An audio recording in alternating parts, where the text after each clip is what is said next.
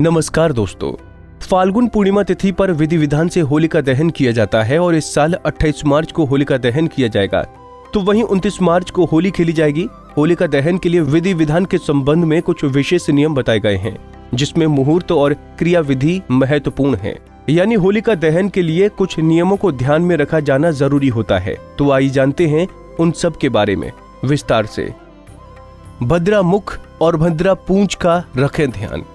यदि भद्रा मध्यरात्रि तक व्याप्त हो तो ऐसी परिस्थिति में भद्रा पूंछ के दौरान होलिका दहन किया जा सकता है, लेकिन भद्रा मुख में होलिका दहन कदापि नहीं करना चाहिए। कभी दुर्लभ स्थिति में यदि प्रदोष और भद्रा पूंछ दोनों में ही होलिका दहन संभव न हो तो प्रदोष के पश्चात होलिका दहन करना चाहिए।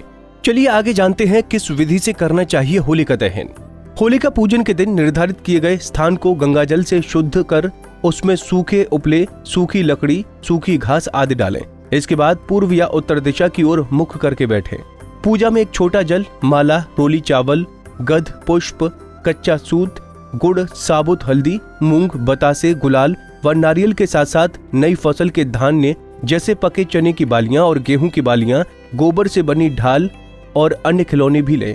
कच्चे सूत को होलिका के चारों ओर 3 या 7 परिक्रमा करते हुए लपेटकर लोटे का शुद्ध जल व अन्य सामग्री को समर्पित करें। होलिका पूजन करते हुए ये मंत्र अहकूटा भयस्त्रते है, कृतात्वम होली बालिशे है, अस्तिवा पूजिष्यामि भूति भूति प्रदायिनीनम बोले और पूजन के पश्चात अर्घ अवश्य दे।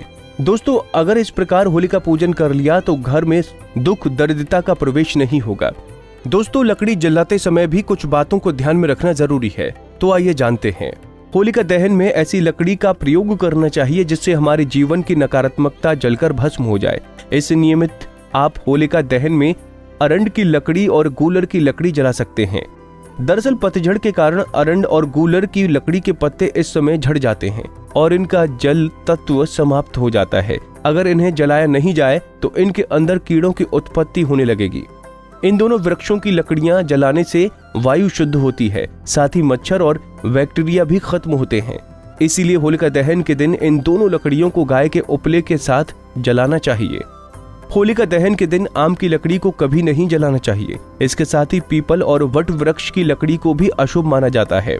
दरअसल इन पेड़ों में इस समय नई कोपलें आने लगती हैं, ऐसे में इन्हें जलाना अच्छा नहीं होता। चलिए अब जानते हैं होलिका दहन का मुहूर्त।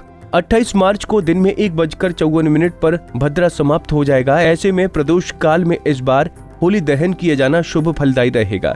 होलिका दहन का मुहूर्त शाम 6:20 से 8:41 तक रहेगा। इस वर्ष होलिका दहन के समय वृद्धि योग उपस्थिति रहेगा। अपने नाम के अनुसार ये योग सभी शुभ कर्मों में वृद्धि और उन्नति प्रदान करने वाला रहेगा। वृद्धि योग के साथ होलिका दहन के दिन कई और भी शुभ योग उपस्थित होंगे।